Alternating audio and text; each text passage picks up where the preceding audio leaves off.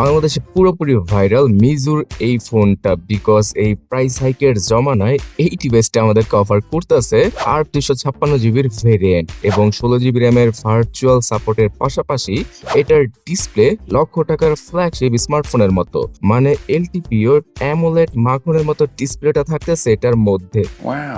এই জিনিসটা দেখে তো আমি বিশ্বাস করতে পারতেছিলাম না। তার উপর দিয়ে স্ন্যাপড্রাগন 7 সিরিজের প্রসেসর এবং 108 মেগাপিক্সেলের ক্যামেরা সেটআপ। ভাই রে ভাই, বিশ্বাস হয় এইরকম একটা ডিভাইস শুধুমাত্র 23,000 টাকায় বাংলাদেশে পাওয়া যাচ্ছে? Oh my god. যেখানে কিনা অন্যান্য সকল ব্র্যান্ডের স্মার্টফোনের স্পেসিফিকেশন দেখলে বমি আসে। তো ঘাবলা টাবলা আছে কিনা মিজুর এই লাকি 08 স্মার্টফোনটায়? সবকিছু সম্পর্কে জানতে লাইক সাবস্ক্রাইব করে দেখতেই থাকুন। ফার্স্ট অফ অল, ফোনটার ডিজাইন অনেকের কাছে পছন্দ হবে আবার হবে না। 202 গ্রাম ওজনের সাথে আসা মিজুর এই ডিভাইসটাতে 8.6 মিলিমিটারের থিকনেস থাকছে। আর থিকনেসটা একটু মোটামুটি লেভেলেরই লাগবে, বিকজ এই ডিভাইসটায় 6000 mAh এর লিথিয়াম পলিমারের ব্যাটারিকে ইউজ করেছে মিজু। সো এই ব্যাটারিটা সিলিকন কার্বন ব্যাটারি থেকে ভালোই ব্যাকআপ দিয়ে দিবে 6000 mAh এর ক্যাপাসিটি থাকা সত্ত্বেও। সো আপনারা 1 থেকে 1.5 দিনের মতো ব্যাটারি ব্যাকআপ চোখ বুঝে পেয়ে যাবেন হেভি ইউসেজেও। আর নর্মাল ইউজ করলে তো 2 দিন টেনে টুনে পার হবেই। 45 ওয়াটের ফাস্ট চার্জিং এর পাশাপাশি পিটি চার্জিং এর সাপোর্টটাও থাকছে, তো যে কোনো পিটি চার্জার দিয়েও এটাকে দ্রুত গতিতে চার্জ করা পসিবল। আর হ্যাঁ, বক্সের ভেতরে ফ্রিতেই চার্জারটা দিয়ে দিয়েছে মিজু। আইপি রেটিং এর কথা বলতে গেলে IP64 এর ওয়াটার এবং ডাস্ট রেজিস্ট্যান্টটা রয়েছে, তাই বৃষ্টির পানিতে তেমন কোনো ক্ষয়ক্ষতি হবে না। আর এই জন্য আবার আপনারা সুইমিং পুল অথবা পানিতে ফোনটা চুবায়েন না, তাহলে ফোনের ভেতরে পানি যাওয়ার সম্ভাবনা রয়েছে। বলেন কি? এটা আজকের ডিভাইস নয়, 2024 সালের শেষ দিকে লঞ্চ করেছিল মিজু এই ডিভাইসটা চায়নাতে, তারপরে গ্লোবালি আসে। সো বাংলাদেশে প্রথম চাইনিজ ডিভাইসটা পাওয়া গেল এখন গ্লোবাল ভার্সনটাই, যেখানে কিনা গুগলকে একদম প্যারাবিহীনভাবে ইউজ করা যায়, তার পাশাপাশি হোয়াটসঅ্যাপ, ইমো অথবা মেসেঞ্জারের কল নোটিফিকেশন গুলো মিস করা যায় না। সেই ভার্সনটা পাওয়া যাচ্ছে, মানে পিওর গ্লোবাল ভার্সনটা পাওয়া যাচ্ছে শুধুমাত্র 23-24 হাজার টাকায়। এবং এই বাজেটে এটার সবচেয়ে ওয়াও ফিচার কোনটা জানেন? এটার ডিসপ্লে। হ্যাঁ ভাই, যেখানে কিনা আইফোন, স্যামসাং এর আলট্রা মডেল এই সকল ফ্ল্যাগশিপ ক্যাটাগরির স্মার্টফোন গুলোতে পাওয়া যায় এলটিপিও ডিসপ্লে, সেই টাইপের ডিসপ্লেটাই মিজুর লাকি 08 স্মার্টফোনটাতে রয়েছে। অ্যামোলেড এই ডিসপ্লেটা 144 হার্টজের, যেটা কিনা দুই একটা অ্যাপই কাজ করবে, বাট 120 হার্টজের রিফ্রেশ রেটটা মাকড়ের মতো সব অ্যাপই কাজ করে। এখানে 6.78 ইঞ্চি সাইজটা পেয়ে যাবেন আপনারা। 1.5K রেজলিউশন রয়েছে, বাট প্রোটেকশন গ্লাস হিসেবে কি রয়েছে সেই সম্পর্কে স্পেসিফিক ভাবে জানায়নি মিজু। তো অবশ্যই একটা ভালো টেম্পার গ্লাস ইউজ করতে হবে। আর এটার আন্ডার ডিসপ্লে ফিঙ্গারপ্রিন্ট স্ক্যানারের স্পিডটাও যথেষ্ট ফাস্ট এবং অ্যাকুরেট। ডিসপ্লে নিয়ে কোনো কথা হবে না, এটা রিফ্রেশ রেটটা 10 হার্টজ থেকে 120 হার্টজে খুব ভালোভাবেই ওঠানামা করে, যার জন্য কিনা ব্যাটারি ব্যাকআপটা খুব ভালো পাওয়া যাবে। এবং এই ডিসপ্লেটা এক কথায় দেখতে জোস লাগে। এটার বেজেল একদম নেই বললেই চলে। প্রথম দেখায় যে কেউ বলে দেবে যে এটা 45 থেকে 50,000 টাকা দামের ফোনের একটা ডিসপ্লে।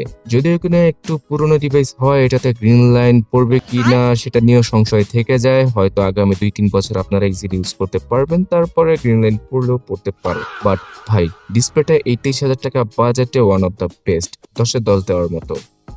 মিজুর এই ফোনটাতে রয়েছে অ্যান্ড্রয়েড 14 এবং তাদের নিজস্ব ফ্লাইমি এআইওএস। সো এখানে আউটডেটেড একটা সফটওয়্যার পেয়ে যাচ্ছেন আপনারা। আর আগামীতে আপডেট আসবে কিনা সেটা হয়তো মিজু নিজেই জানে না, বিকজ আসলে তো এতদিনে চলে আসতো, তাই না? ঠিক বলেছো। সো অ্যান্ড্রয়েড আপডেট হয়তো আসবে না, টুকটাক সিকিউরিটি প্যাচের আপডেট আসবে। আর এটাই হচ্ছে গিয়ে ফোনটার ড্রব্যাক অথবা খারাপ দিক বলতে পারেন, বিকজ অ্যান্ড্রয়েড 17 এর জমানায় অ্যান্ড্রয়েড 14 নিয়ে পড়ে থাকতে হবে।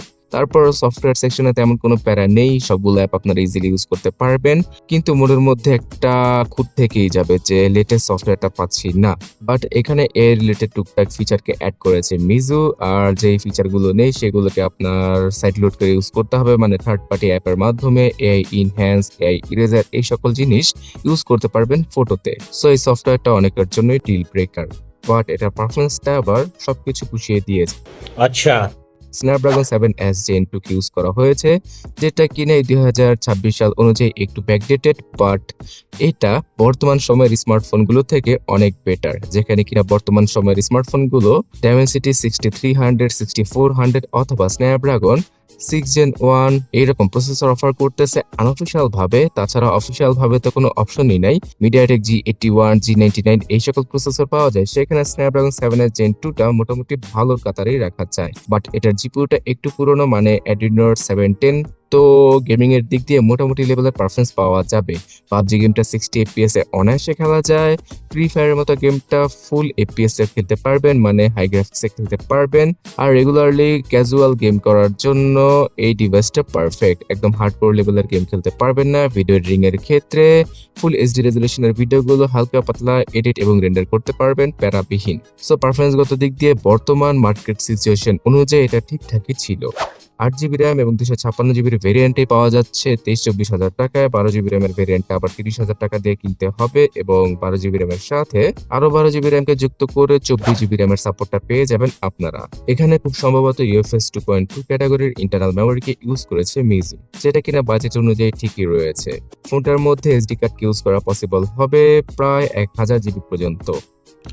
অলরাইট, এবার ক্যামেরা নিয়ে বলা যাক। 108 মেগাপিক্সেলের মেইন ক্যামেরাটা যথেষ্ট ভালো, যদিও কিনা এখানে ওআইএস এর সাপোর্টটা নেই। এখানে 4K তে ভিডিও শুট করার অপশনটা দেওয়া হয়েছে, বাট ভাই সেলফি ক্যামেরাতেই গরমিল করে দিয়েছে মিজু। 8 মেগাপিক্সেলের সেলফিটা কারো পছন্দ হবে না, অন্তত পক্ষে 16 মেগাপিক্সেলের সেলফিকে দিলে যে কেউ হ্যাপি থাকতো। সত্য কথা বলেছেন। ফুল এইচডি রেজলিউশনে 30 FPS এর ভিডিও শুট করা পসিবল ফ্রন্ট ক্যামেরা দ্বারা, এবং ফ্রন্ট ক্যামেরার ভিডিও কোয়ালিটিও তেমন একটা ভালো নয়। লো লাইটে ফ্রন্ট ক্যামেরাটা ভালো পারফরমেন্স করে না, কিন্তু রিয়ার ক্যামেরাটা লো লাইটে মোটামুটি ভালো লেভেলের ছবিগুলো তুলতে পারে, বিকজ এখানে পিক্সেল বিনিং টেকনোলজিটা ইউজ করে 12 মেগাপিক্সেলের ভালো ভালো লো লাইট শট নেওয়া পসিবল। এবং স্ন্যাপড্রাগন 7 Gen 2টা ইমেজ প্রসেসিং এর দিক দিয়ে এই বাজেট অনুযায়ী মোটামুটি ভালোই ছিল। আর এই 108 মেগাপিক্সেলের মেইন ক্যামেরা সেন্সরটা হচ্ছে গিয়ে স্যামসাং এর আইসোসেল HM6 সেন্সরটা, যেটা কিনা ভালো কাতারেই রাখবো। এবং 2 মেগাপিক্সেলের ম্যাক্রো ক্যামেরা সেন্সর না পেলেও আপনারা কিন্তু এখানে ডেড ক্যামেরা সেন্সরটাই পাচ্ছেন। আর এই ডেড ক্যামেরা সেন্সরটা তেমন কোনো কাজে আসবে না, শুধুমাত্র 2টা ক্যামেরা আছে পেছনে, এটা বোঝানোর জন্যই মেজু দিয়েছে। এটাতে সব ধরনের সেন্সর ইউজ করা হয়েছে, যারও সেন্সরটা পাওয়া যাবে। তো গেমিং এর ক্ষেত্রে এটা অনেক বেশি কাজে আসবে। ব্ল্যাক এবং হোয়াইট এই দুইটা কালারের মার্কেটে পাওয়া যায় ডিভাইসটি। তার পাশাপাশি ফোনটার উপরে এবং নিচে রয়েছে ডুয়াল স্টোরেজ স্পিকার। হেডফোন জ্যাকের গর্তকে বরাবরের মতো মিস করব আমরা। কানেক্টিভিটি সেকশনে ডুয়াল 5G, ডুয়াল ব্যান্ডের ওয়াইফাই, ব্লুটুথ 5.1 এবং NFC সেন্সরটা রয়েছে, যদি আপনারা গ্লোবাল ভেরিয়েন্টটা কিনে থাকেন। সো গাইস, এক কথায় বলতে গেলে মিজুর এই ডিভাইসটা অনেক লোভনীয়, শুধুমাত্র এটার ফ্রন্ট ক্যামেরা এবং সফটওয়্যার সেকশনটাই ব্যাকডেটেড। এই দুইটা জিনিস বাদে সব দিক দিয়ে ফিটফাট মিজুর লাকি 08 স্মার্টফোনটি। তো যাদের বাজেট কিনা 23,000 টাকা, তারা একটু আনকমন ডিভাইস হিসেবে এটাকে দেখতে পারেন। এটার ডিসপ্লেটা একদমই হতাশ করবে না আপনাদের, পারফরমেন্সটা ঠিকঠাক লেভেলেরই থাকবে এবং রিয়ার ক্যামেরাটা খুব ভালো। তার পাশাপাশি 6000 mAh ব্যাটারি থাকায় পাওয়ার ব্যাকআপটাও ভালো পেয়ে যাবেন।